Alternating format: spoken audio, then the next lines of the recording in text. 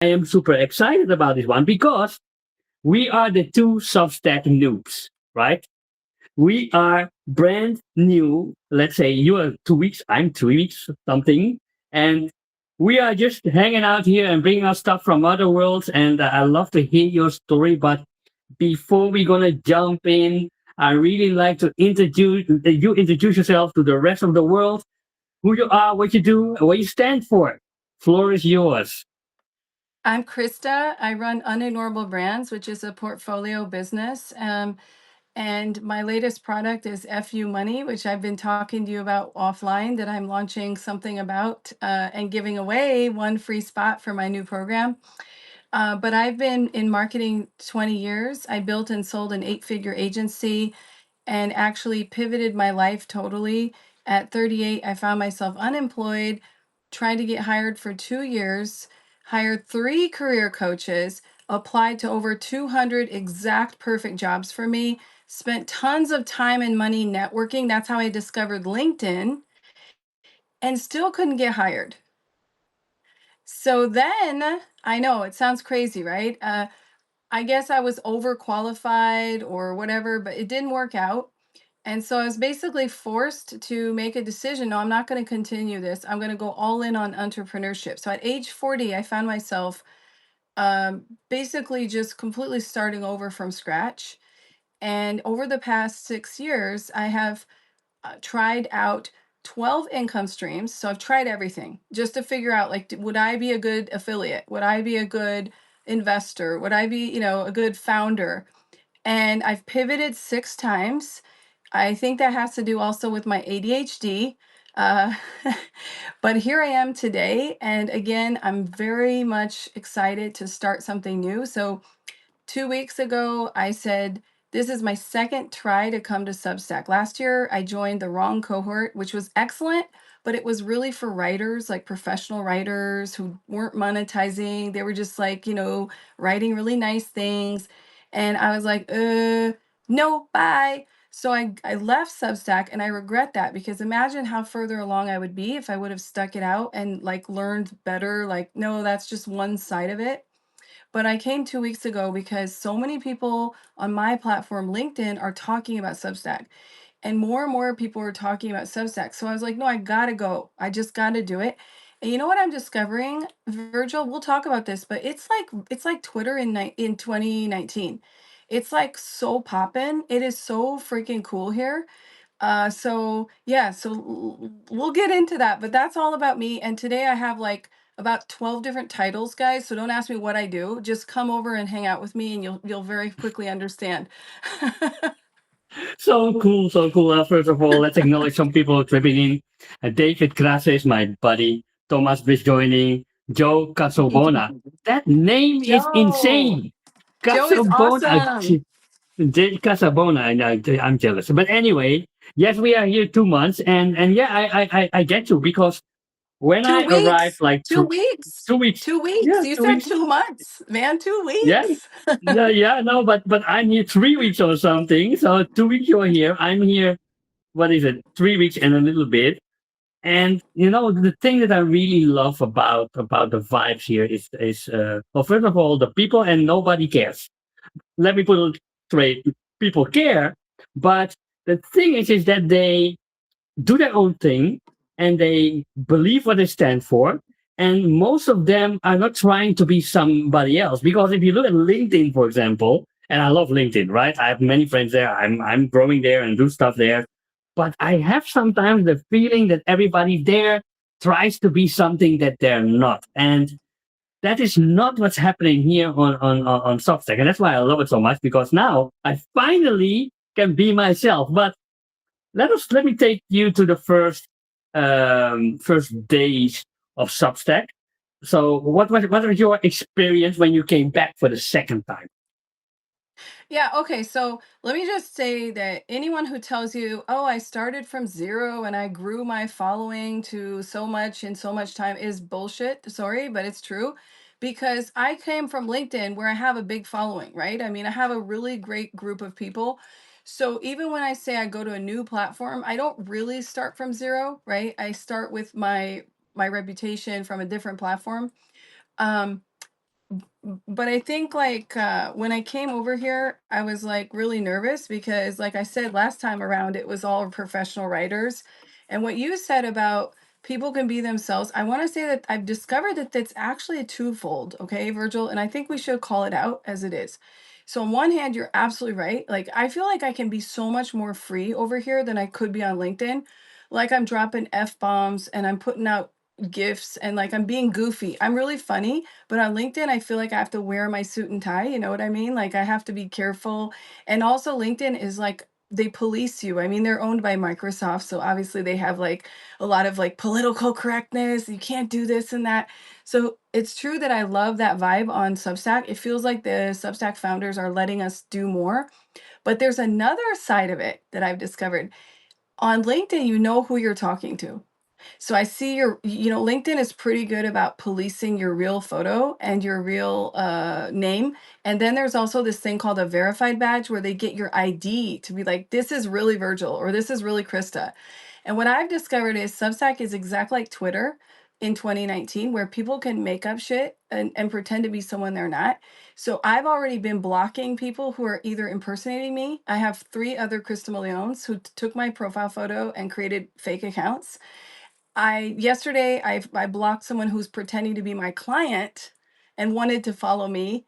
And then I'm blocking a bunch of people who create these fake like millionaires clubs, grow on Substack profiles. Like, so one person could literally create like 20 profiles with 20 different fake emails and just put like, instead of a real photo, just put like a fake name, like, like I said, like Millionaires Club. And then they could create like 20 of those and they could start all these publications and start like bombing you with like doing this. And what happens is they're trying to steal your email. So they know that Substack gives access to your email, unlike LinkedIn. So be aware, people, that there's a double side of it. Okay. There's a good side, being yourself, but then beware who you connect with and double check. Just because you see my face does not mean it's Krista Maleone. FU Money, that's me. And then there's a second account I created in case my account gets hacked or deleted. It's called Krista Maleone Official. Okay. Other than that, please do not connect with someone who looks like me. Look at the handle and make sure it's FU Money because man, it's the Wild West over here. Okay. Yes, yeah. This is a thing that happens on every platform. I think on LinkedIn has its own flaws, and I think Twitter now has its problems. Instagram has its things. TikTok has its history of it, and yeah, that's one side of it. But what I always try to do in these situations is, I think it is a bad thing, obviously, to hack somebody and to impersonate somebody and go crazy about it. But in the end of the day, it's also again a sort of people look up to you. They copy you, right? If they copy you, that's a good thing. And also when you look at from the bright side, from all the negativity, I always try to look at from the perspective what is good and what can I find, or how can I find my way versus what is not good on a thing. And the thing that I found is, yes, you will find it on the platform. But what I also find is when you are connecting with people who are quote unquote real, in this case, that you have conversations that I haven't had on any other platform before. And that really, really amazes me. And normally, for example, on LinkedIn, we are there to sell each other stuff, right? And I think everybody will talk a little bit about it later, but everybody who is on Substack needs to use this as a gateway and to eventually sell more things. Because in the end of the day, if you run a business, this is a beautiful distribution platform. But that set aside, I think it is a beautiful opportunity that you have here to filter through all the crap, so to speak, and find out who are the ones and who are not.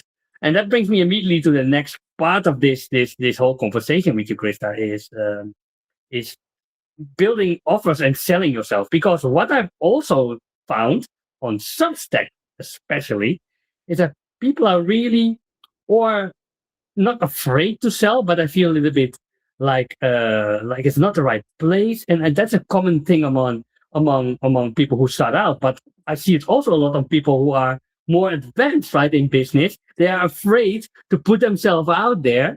And now you are all about now FU Money, and in that sense, in my world, means you need to create an income from what you love, what you do. So it's how I interpret it. So, but what is your viewpoint, or what is your advice for people who are listening in right now or in the recording and thinking, I like to move forward, but how do I sell myself, or what is ethical and what not? Absolutely. Love, love, love that topic because here's the problem. The problem is how we think of sales. We think that sales is convincing, persuading, negotiating, almost forcing or tricking someone to give us their money. And that, my friend, is a terrible thing to do. And I don't want you to do it on Substack, on LinkedIn, or any platform. So let's stop thinking of selling that way. The real way of selling, you should be thinking connecting a person who has a problem with a solution, period. So, what your job to do, all of you listening, both live and on the replay, is to think, man, I've got so much value to offer in certain areas and usually multiple areas. That's part of the FU money is like, we're multifaceted human beings, right? You've got so much value to share and offer. Go out there and share everything about you. And that's selling. Right there, you're selling because you're inadvertently helping a bunch of people. Sometimes selling means just shifting their mindset or making them feel less alone. Let that sink in. You just sold me not on your product, your service, your offer. You sold me on you. And anyone who says, oh, don't like people selling here on this platform, you are selling every time you hit publish. Every time you post a note, you are selling. So don't be a hypocrite. You are selling yourself. You're selling your viewpoints. You're selling your insights. You're selling your experience. You're selling your even the funny memes that I put out there. I'm selling a part of my personality, and somebody by liking is saying, hey, I align with that. I connect with that, or I want that, right? So, or I agree with that viewpoint. And that's how we find each other. So think about selling as connecting people who are looking for something with finding something. And if you do that, you don't have to worry about what's appropriate, what's not appropriate. You'll already know. That's a good one. What's appropriate? I always say, and with all the people I work with, my clients and everybody who comes my way, is don't think about sales as sales and apply one rule to it. Everything that would be unethical in real life, never do that in sales. And what I mean by that is very, very simple. So let's say that you and I, Krista, you're in France, right? Am I correct? You're in France, Yes, right? Yeah, yes, we're in I'm in France. Europe, in We France. it's a beautiful country, and we go for French croissant, and I don't know you, and there you are in the bakery, and you sit at the table, and I walk over and I say, "Hey, Krista, you look amazing." Well, first of all, that's a bit weird to start with. But anyway, I say, you look amazing. But anyway, do you know that I have a program that can enhance your life and it only costs $2,000 and I have two spots at the moment? How do you think people would react? You would smack me in the face. So it is so weird that in real life, everybody understands the rules of courtesy. They've been brought up properly. But the moment they are behind the screen or online, they lose all that and they start blatantly position themselves and their offer without any questions asked. And that always seems to amaze me. So I love a concept that's called social selling, and it all simply starts with building a relationship and see where you meet. Not even because once you make a connection, you don't need to sell to somebody, especially on Substack. You don't need to sell straight away because a lot of things can happen from a conversation, right? One, you can become friends, which is cool. Two, this person can become like an affiliate or a megaphone, as I call it, who will say, oh, this Chris and Virgil, they are amazing. Or they can become business partners, or maybe they become a client. In the end, it doesn't matter. And that's why I love Substack so much. And email marketing and Substack and email is, I think, integrated. I love that so much because you have the ability to build relationship at scale. And when the moment presents itself, then you could say, hey, I have this cool thing. But that's cool. But I'd like to dive a little bit more about your products, right?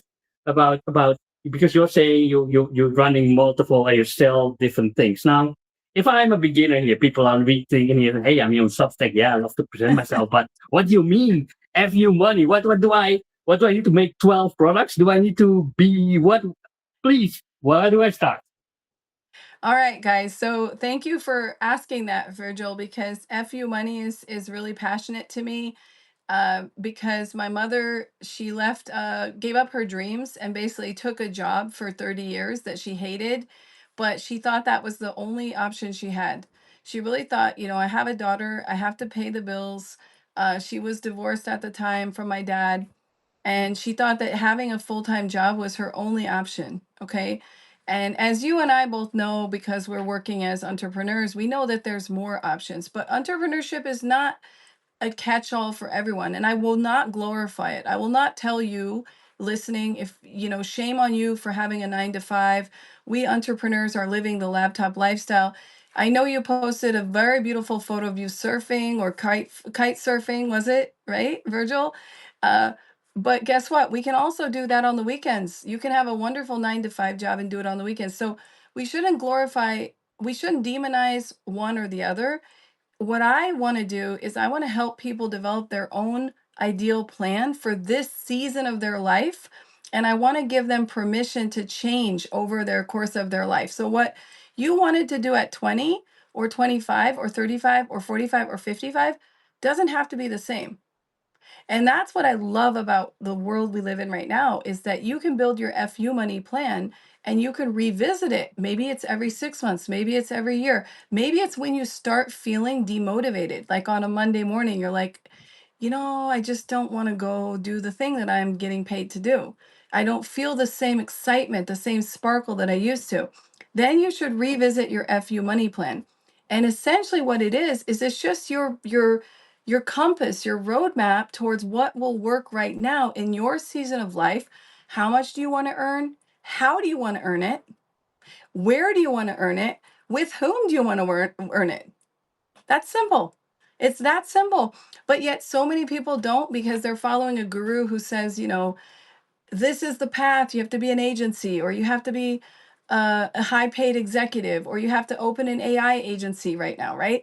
Like, stop following the gurus and start taking a step back and saying, wait a minute, there is no right or wrong answer.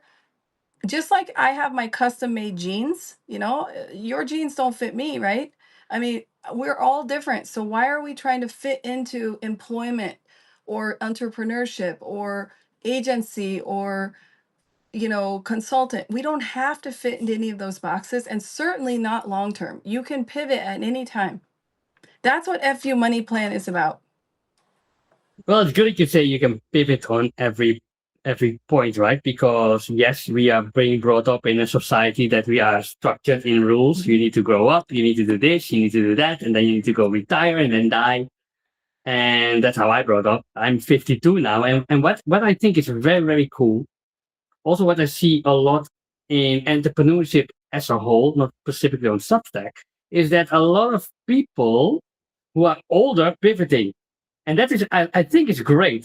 I love to see people who are out there now who are thinking, oh, I'm about to retire. I cannot change. It doesn't really matter, because age in the end of the day is a number. And the beautiful thing is now, think about the time that we are in the age. You mentioned AI. We are in the age of AI, where a lot of things are automated. A lot of people are made abundant, of course, in a lot of sectors. But now there is this older generation who feels that their time has passed. But think about where you are, because this is not about getting attention as a kid dancing on TikTok. Nothing wrong with that. The influencer space is huge and will become even bigger in the coming decade. But for us who are in the autumn of our lives, think about the fact that you have a wealth of experience in different fields. It doesn't matter which part. You accumulate a lot of things. You did a lot of things wrong, and you have now the chance to, what I call, say, serve your shadow, the person who you were before, or inspire a younger generation to don't make the same mistake. So I think this is an amazing opportunity for everybody now, no matter where you are, is if you want to pivot today. And pivot thing is interesting, right? Because you talked about what FU money is about, the plan and the idea.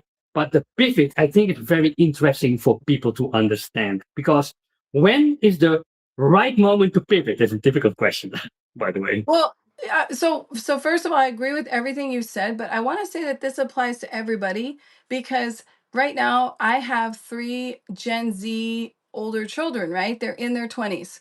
So I only have one kid at home. The other three are already out there, and their generation, they're all asking the same question. Like, is the 9 to 5, 40-year full-time employment still the right path for people our age? And the answer is not yes or no anymore. It's very like they're looking around at role models and they're seeing a lot of things that people in our generation, 40s and 50s, didn't see, right?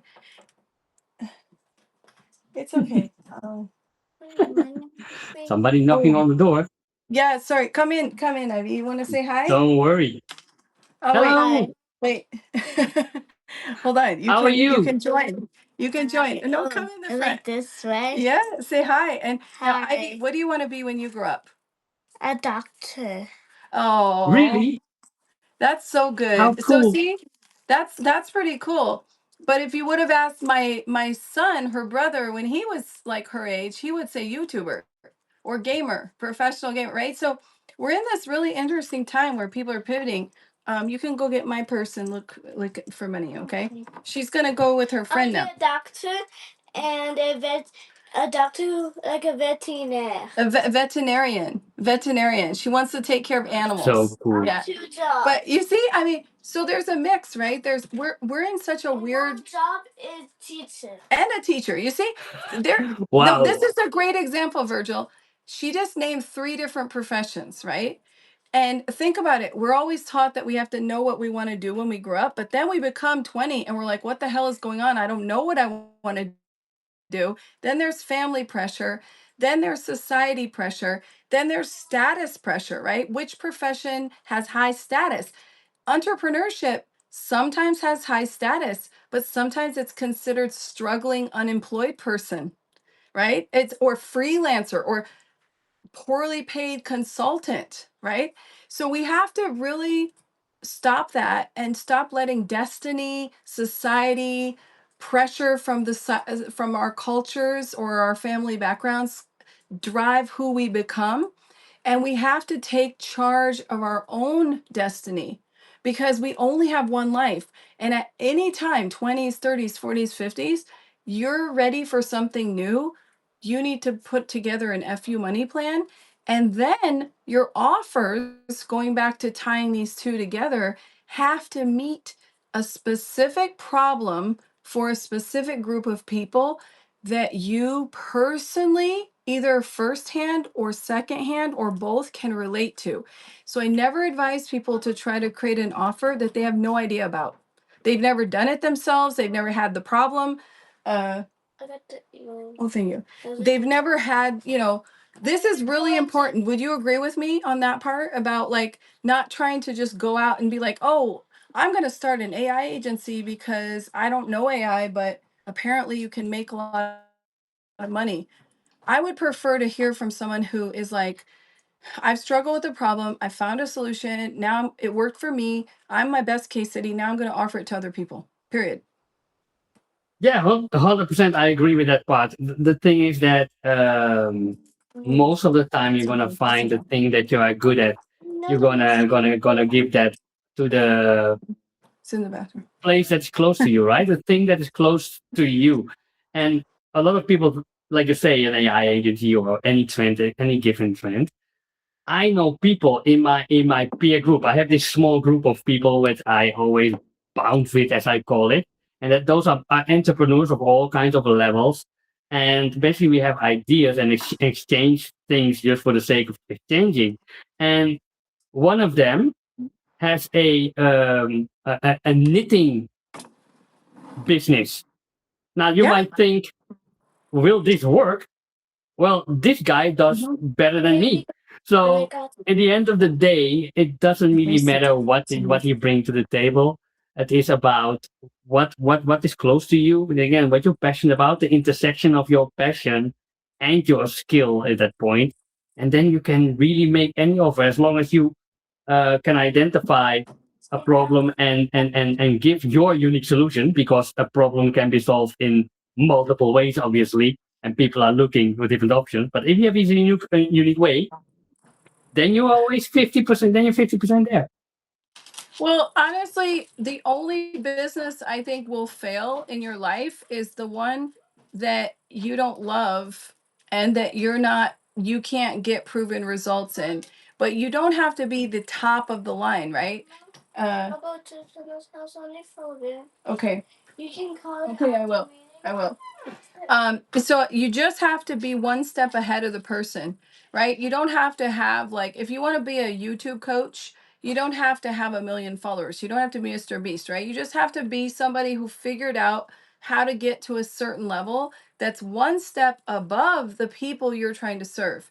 And that's what I think a lot of people worry about. They worry about, like, well, I'm not an expert, right? I'm not an expert. You don't have to be an expert. In fact, what's really missing, and this is what I love on Substack, is sharing your failures. Show what didn't work. I posted about that yesterday. I was like, please, guys, stop telling me what to do. ChatGPT can write those notes. ChatGPT can write some very nice notes like you should do this, or you need 3 offers, or success is in the mind. Like those are generic AI slop type of comments. You know what? No, ChatGPT can write. ChatGPT can't write, I went bankrupt, or my launch completely failed, or I tried to grow my Substack account and all my followers ended up churning, right?